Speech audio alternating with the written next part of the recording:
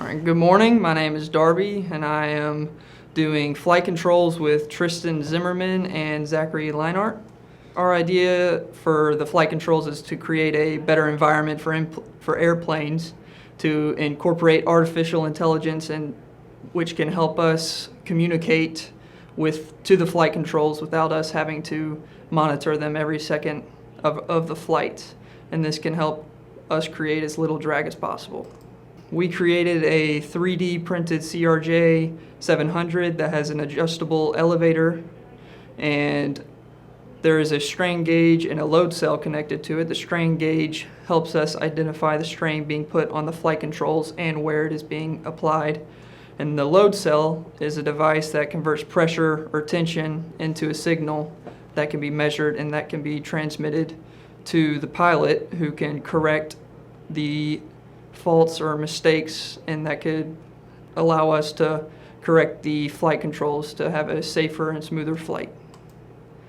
AI can improve the flight controls by being the communicator from the strain gauge and the load cell to the other systems in the plane, which help us identify what we need to create and what we need to do so that there's not as much drag as there is right now on planes. I'm Zachary Leinart II.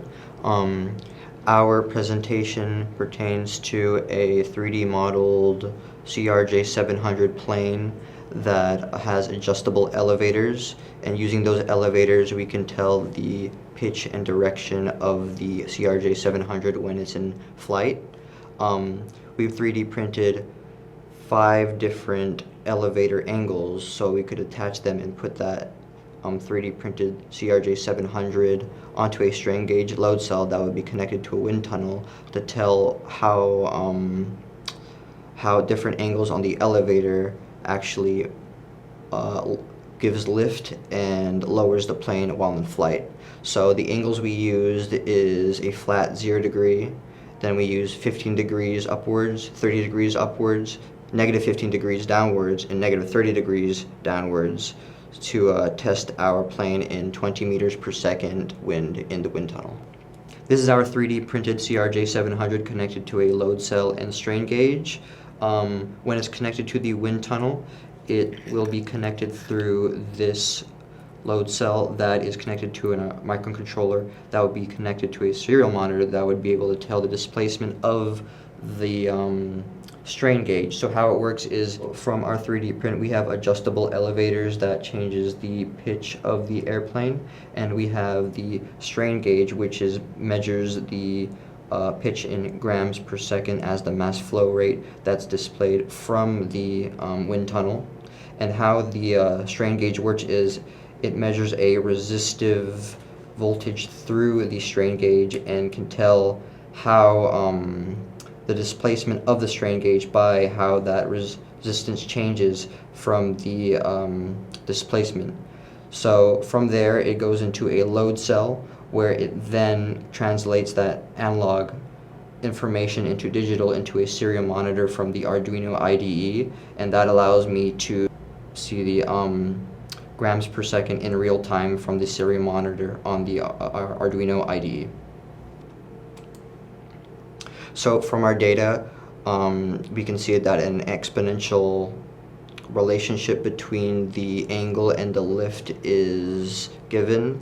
The mass flow rate is the amount of grams per second is displayed through the plane when the angle is changed. So as you can see, the 0 degrees is about 0 grams per second. 15 degrees upwards is about 31.1 grams per second, and the 30-degree angle is 105.2 grams per second. And then inversely, we have in the negative direction going downwards, negative 15 degrees giving a negative 42.3 grams per second, and a negative 30-degree angle giving a negative 108.7 grams per second.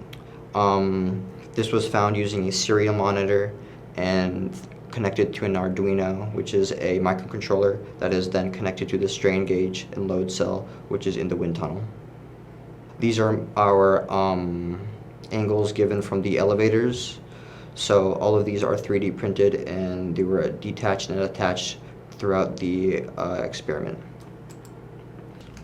Okay, so here we have is the CRJ-700 with neutral angle planes. So as you can see, there's a negligible amount of grams per second added. This is in decagrams, and there's currently no variations between the wind and the angle.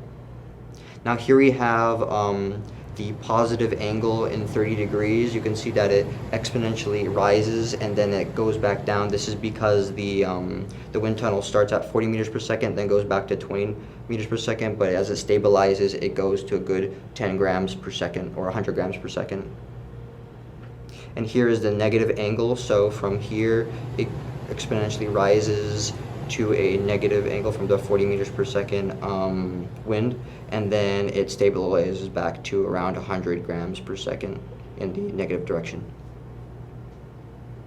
So pertaining to AI, we can integrate a system that connects a mechatronic device through a controller, a sensor, and a actuator that manually changes the pitch of the airplane in relation to its position. So think of it as a kind of cruise control that allows us to connect the device that controls pitch, which is the elevator. So it would be able to know what angle it is from the position of the plane, and that would be through a gyroscope. So from those two components, it would be connected to an Arduino or some sort of microcontroller that would then go to the actual actuator, so a DC motor or some sort of motor that would be connected to the gyroscope, and the elevator that would be able to manually change it from whatever pitch you desired. So if you want to go 0 degrees in a flat,